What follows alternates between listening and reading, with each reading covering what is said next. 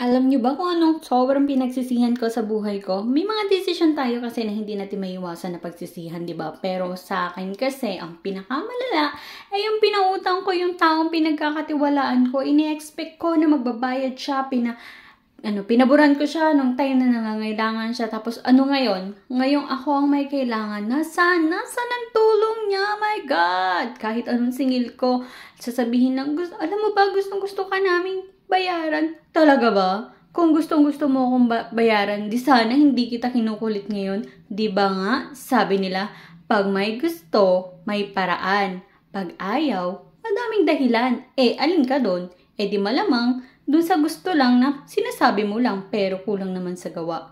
Bakit nga ba ganun, no? Kung sino pa yung nagpautang, siya pa yung hirap na hirap maningil. At isa pa, ikaw na yung nagpahiram, ikaw na yung nagpabor, tapos ngayon, ikaw pa yung nagmamakaawa na bumalik yung sarili mong pera na sana noon, ng panahong pinaboran mo sila, hindi ka nagtipid ng sobra-sobra, tapos nabili mo pa yung gusto mo na dapat doon sa pera na yun talaga yung pinaglalaanan mo. Pero dahil gusto mo silang matulungan, sila muna yung inuna mo, tapos ngayon, pahirapan tayo, no? Kaya kayo namang mga nangungutang, pwede ba? Huwag naman kayong mangutang kung wala kayong ina-expect na pambayad. Hindi lang naman kayong pinautang ko, no? Madami din naman akong mga kaibigan pinautang, pero sila naman hindi katulad nyo.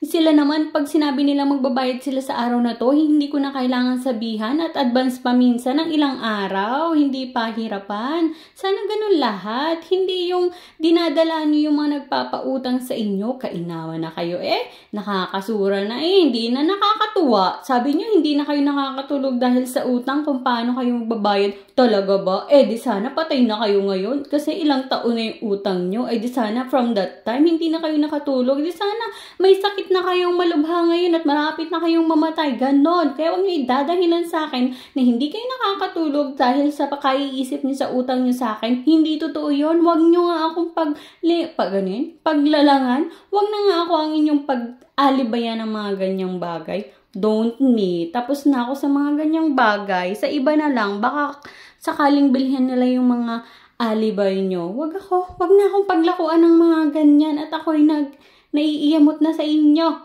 Pwede ba? Kung gagawa mong mangutang, sana marunong ka ding magbayad. Hindi naman palaging iniintindi. Hindi palaging, sige, nauunawaan ko. Kailangan ko din ng pera, kaya kailangan magbayad ka, ha?